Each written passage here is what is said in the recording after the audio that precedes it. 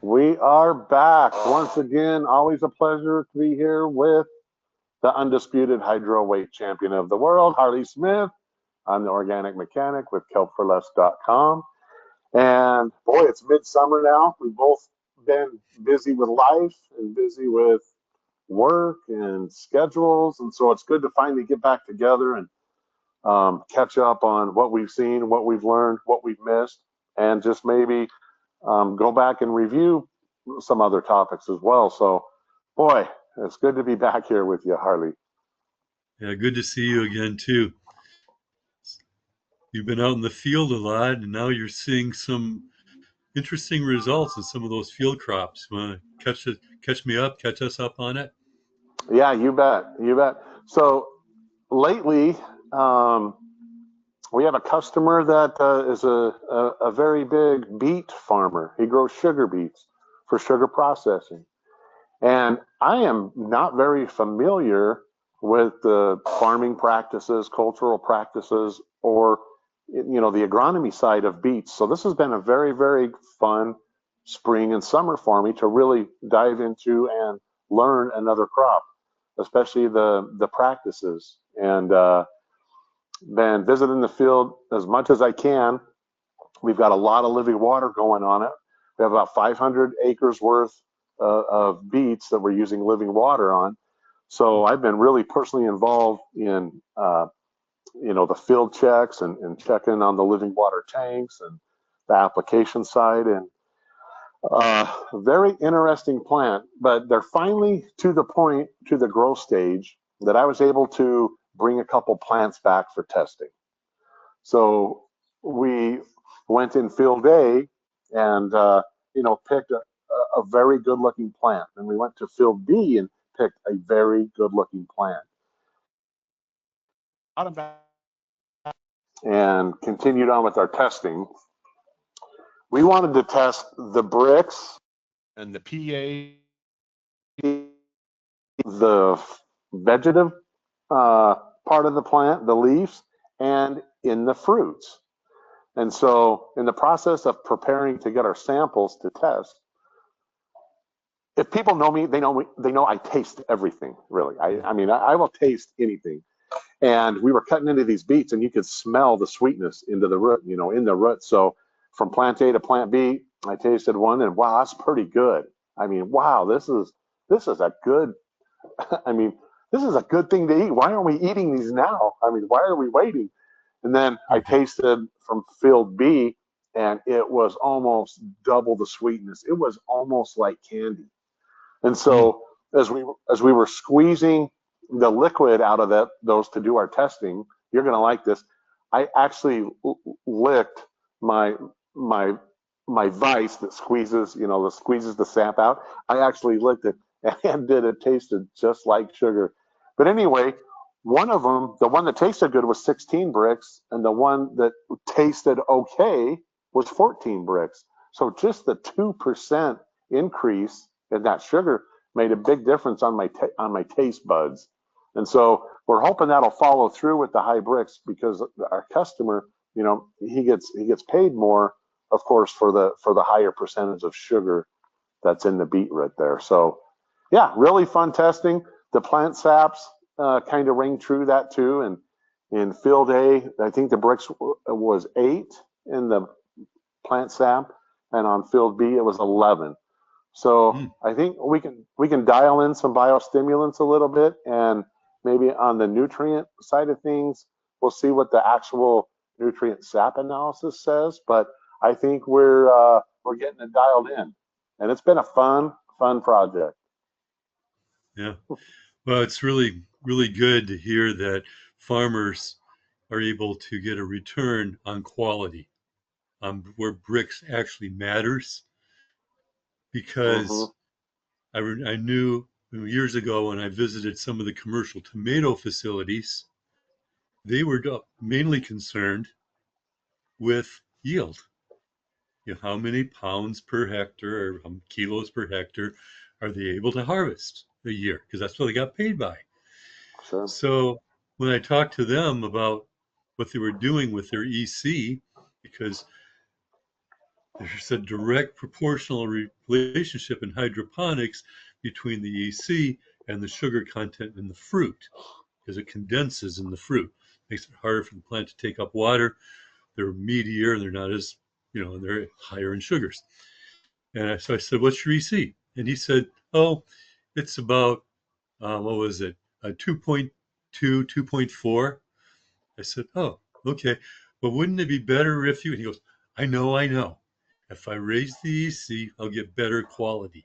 He said, but Americans, all they care about is a tomato that fits on a hamburger bun and then slather it with ketchup for flavor.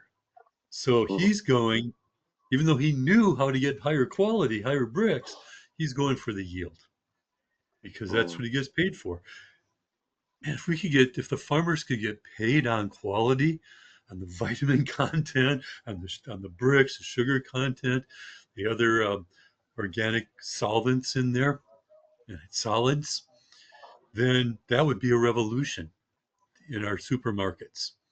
And it would be a revolution for the consumers because then they'd be able to taste the difference. Oh yeah. Like you were saying, if you can have you taste the difference, say, well, this one tastes better than that one. I think I'll pay a little extra to get the better tasting one. Oh, absolutely, absolutely. And as a consumer population, we need to start demanding that if we really, to make that happen. And if enough consumers would demand it, I mean, they would find a way to be able to sell us what we want to buy.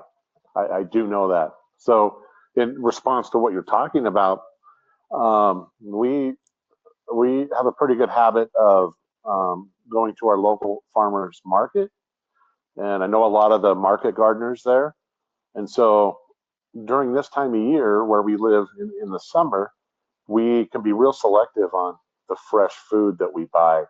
And it's fun. And it's they're talking about exactly what you said. We're talking about exactly, what you said and having that conversation together. So in that small space, a lot of the consumers are like minded. And as we move out of that space, it gets further, away from that. But it's growing. These market gardens are growing. These small farmers are growing, and they're actually getting paid. They're actually getting paid what their food is worth, rather than just the weight. And so I hope all this continues to grow. Yeah, if people know, that's one of the reasons I liked working with the kids early on.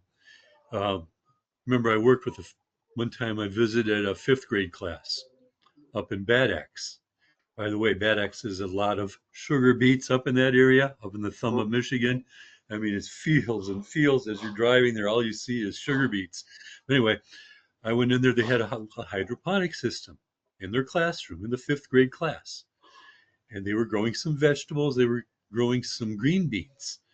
And this little girl, this little fifth grade girl, while I was talking to the teacher, came walking up, had a bean in her hand, and she was so excited. She was literally jumping up and down with excitement. She couldn't hardly, she was trying to contain herself. And finally the teacher said, well, what is it? And she handed me the bean and said, here, taste this, taste this.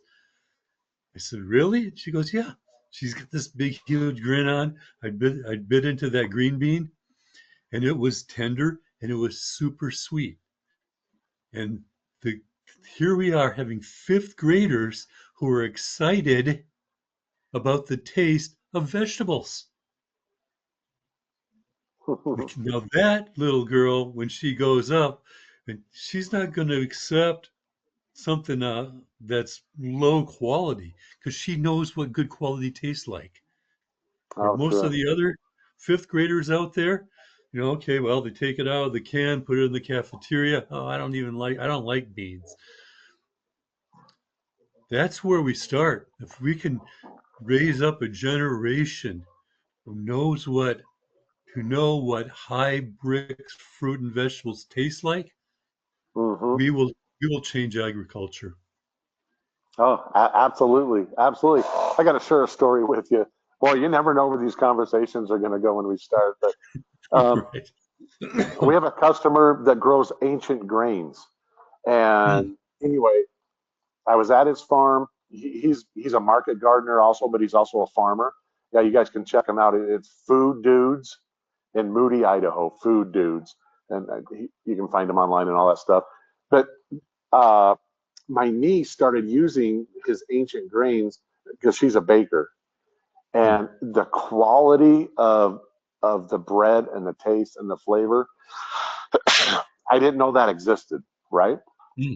And Hmm. so, these are ancient grains that have not been modified. They've not been bred together. They've not been, selected to just have high protein.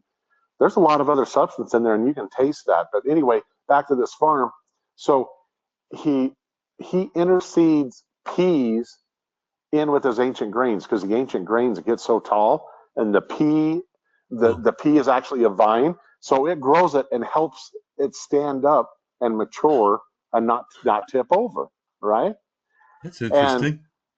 it is interesting. And so one of his market strategies is he goes in and harvests a bunch of peas, peas in the pod, and then he sells those at the market as well, and they taste so good.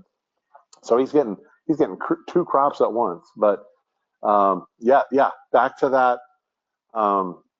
These original grains, they don't yield heavy. They're not very high in protein, but boy, do they make good flour for bread. Totally Hmm. different. Hmm. And Yeah. he's getting paid for what it's worth. Yeah, he's getting paid for Hmm. what it's worth. So yeah, we need Yeah. we need more of that. Yeah. One thing about Europe is that I don't know how many times you've been to Europe. Have you traveled there at all? Zero, zero Zero. time. Yeah, Okay. Well, I've been too to the long of an airplane Netherlands. ride. I don't I've been like to the. airplanes. Oh, okay. Yeah, you don't want to go to Europe then. That's a long plane ride. I'll take a That's boat. one. I'll take a boat. Oh, okay. Yeah, I Yeah. was. Well, that's one blessing I have is riding on planes. Some for some reason or other, they actually put me to sleep. I don't know if it's the pressurized cabin or what it is, but almost every time I take a plane ride, I sleep. So I get to sleep halfway across the ocean, and it's still it's still tough because of the time change. But anyway, um, one thing I noticed though, there was a kind of a difference when I was in the Netherlands was that the quality of the fruits and vegetables, the flavor seemed better than I was used to. And but I found out in a lot of the markets there, they do get paid by bricks.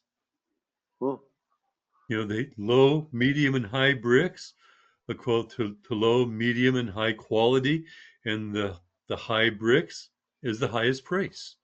So there is at least some incentive, as long as you're not sacrificing too much yield. There is some incentive of growing nutrient dense food, and the population too. You can tell the difference. I mean, it's the obesity is much lower in the public than it is here in the United States. So, yeah, so we really need to kind of change some of our points of view. Uh, I'll tell Wayne one more story before we move on here. But when I first got my Brix refractometer, my very first one, it was like, oh boy, a new toy. I got to check in my bricks. And I was testing the bricks from the experiments that I was doing, and my bricks was, checking out the numbers where it was off the scale for premium quality. Low, medium, high bricks. Mine was so much higher. Statistically, I'd have to create another category for it. I go, whoa, and it did have a lot of flavor too. And things I was growing. But at the same time, I said, oh boy, let's check the bricks of the other things. So I started getting food from this grocery store. I would do bricks tests just to see where it was. And it was everything I tested from the grocery store was low or poor bricks levels. And that's what we were buying. That's what I was buying. That's what we were eating was the food. A lot of times they pick it, it's not even ripe when they pick it and ship it. Sometimes it's they were just over fertilizing with nitrogen or phosphates, and just to try to get the better yield. And the flavor was the sugars were down. So here in the United States, what I'm seeing is we're growing food with lots of calories but low nutrition. Oh yeah. And I'm seeing bricks is not just for flavor; it's a measure of nutrition too, indirectly. Oh yeah. No, absolutely. Absolutely. Speaking of that, did you get that picture I sent you of the refractometer? I think I texted it to you. It was like in between 18 and 19 bricks. Yeah, And yeah, and that was on in an ag field doing barley, malting barley. And I have never seen barley leaf have that high of bricks in the sap. I've never seen that. I've seen it on rye. I've seen it on wheat. I've never seen it on barley. And so mm. anyway, I was so impressed. Tried to take a picture inside uh, the magnifying glass there. So I hope you got that. I hope you've seen that. I saw it, but it was just a little bit hard for me to read because Gotcha. it's a lot of Yeah. times when I have used my manual one, it's a pretty easy to see Hmm. the clear and the blue to see where the line of demarcation is. And by the Hmm. way, when I do my bricks test I'd rather have my manual refractometer, like the one you were showing me, where you're looking through it and Hmm. you're reading it like a thermometer instead of the digital. In the lab, I'll use the digital because I don't want to skew it. I don't want to think, oh, it looks a little higher. Oh, it looks a little, I want a number that I can just write down. Okay. Hmm. Very objective. But with the manual one, I like using that one because I like to see a high bricks with kind of a fuzzy line of Hmm. demarcation. If I see Hmm. a really sharp line of difference, then I'm mainly looking at sugar. If I see kind of a fuzzy line of demarcation, high bricks, I know I'm looking at total dissolved solids. And then there's Hmm. vitamins and amino acids and other biologically active molecules in there in the Hmm. sap besides just sugar. Hmm. You Yeah, can absolutely. expect to talk about bricks today. Oh, I lost you there for a minute, Harley. I lost you. Oh yeah, yeah. You've Breaking you've up a little faded a bit. couple times. Can you hear me now? Yeah, yeah, I'm back. yeah. I didn't catch the last thing you said. You were kind of breaking up. Oh, I think I was saying that I'm looking for a high bricks with kind of a fuzzy line of demarcation, Right, right. Okay, yeah. So you can kind of a see like sharp line, other mineral contents that's in there. Yeah, yeah. other minerals and amino acids, just total dissolved solids in general. Right, Where if it's a exactly. really sharp line of demarcation, then I'm mainly looking at sugar, which is both Hmm. good. Hmm. But for personal, I like to see that use the manual because I want to high bricks with the fuzzy line. Where in the lab, I use a digital refractometer because I just want to have a number I can write down objectively to see the trends. Oh yeah, oh yeah. And back to the point where you were talking about, you know, bonuses for nutrient dense things in Europe, and sometimes you have to sacrifice the yield to get that. But you know what? You're the one that's pretty much figured out you can have both. You can have yield and the quality if you just take a lot of the principles that you teach, implement them into your gardening or farming operations. You can have both. I mean, Oh yeah, I understand in uncontrolled, there's a lot of, you know, environmental stuff you can't control, but with like what you do, yeah, you've really shared with a lot of people that you can achieve the best of both worlds. So you can. we owe you a lot of gratitude for that. Yep.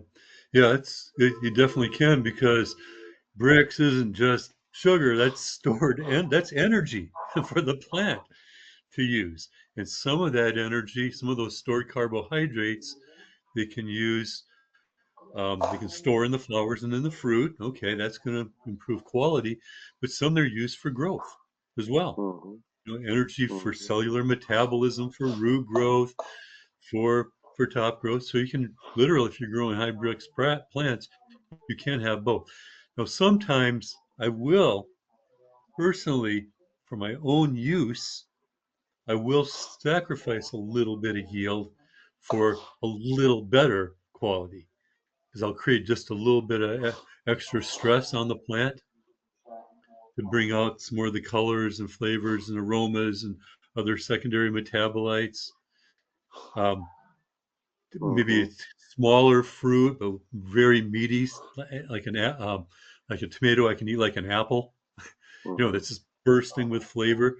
So it'll be a little less yield because I won't have all that extra water weight. Mm-hmm. But for me, that's a trade-off I can do in my own gardens, where in commercial, they want to try to get both. But for me, if it were my preference as a hobbyist, it's always going to be quality. If as a commercial grower, I want to have the quality and the yield because I want to have I get paid by yield still, but I want to have competitive quality that's just at least a little bit better than the guy Mm-hmm. down the street. Yeah, absolutely. Absolutely. Boy, I hate to bring this up, but we're going on almost our 30-minute mark already. Yeah, we're getting close. where, Well, where does the time go? I don't know. We didn't even get to our topic of the day, actually. That's right. Right. Yeah. No. Yeah. No special topic today. Well, we'll have something to talk about next week if we can get to Yeah, it. yeah. I've Oh. been uh, I've been studying up a little bit on humic and fulvic acids again. Been taking a second look, and maybe next week we can talk a little bit more about that because it will contribute to bricks. Because the more efficiently plants take up the water and nutrients, the higher the bricks. So Absolutely. we'll Absolutely. let's see if we can talk about nutrient uptake next week, either with foliar or with at the roots. Yeah. Absolutely. Then we got some really good fulvic products. We can talk about some different forms, some different uses, and yeah, that's a good conversation. Yeah, and I'm curious. Just as a little bit for next week, I'm ready to close up too here. But in your living water, I know you add some biostimulants too, to small amount to help feed the microbes, stimulate their Hmm. metabolism, and also the root metabolism. Right? Hmm. Is um is humic or fulvic acid part of the carrier in that? Is that Yes. included in the blend or Yeah, in small amounts. Yeah, absolutely. in small Yeah, amounts? Okay, 100%. okay. Absolutely. Yeah, we've been real selective on our food sources too. Um, you know, the same, uh, the same, just different forms. So we're not looking for that quick, soluble, available. We we need them to be broken down over time. So a little bit of Wow. our sources are different, but the same organic acids. Absolutely. Okay. Good. Well, because there's going to be some different, maybe some new points of view on an old topic next week. Yeah, that comes up all the time. We talk about it all the time, but yeah, it'd be good to get a refresher. Okay. I guess we're out of time, and Yeah. uh, it's it's. I don't look at it just as a refresher. I mean, I do like, me. Like I said, I'll go back to the basics once in a while, just for a wider view, something simpler. But Uh-huh. I look at it when we revisit these, sometimes we go deeper into Oh the yeah, topic. for It's sure. not just going over the same material, it's trying to understand how it works just a little bit better. Yeah. No, absolutely. Yeah, this visit was kind of like we're just sitting at the coffee shop. We had some coffee talk. Sometimes sometimes those are the best ones, Brandon. Nice to see Oh, you oh, again, and hopefully, fingers crossed, that we'll be able to do this again next week. okay. Yeah, well, yeah, I'm right there with you. Okay. See you next time. Okay. Yeah, good to see you, Harley. Take care.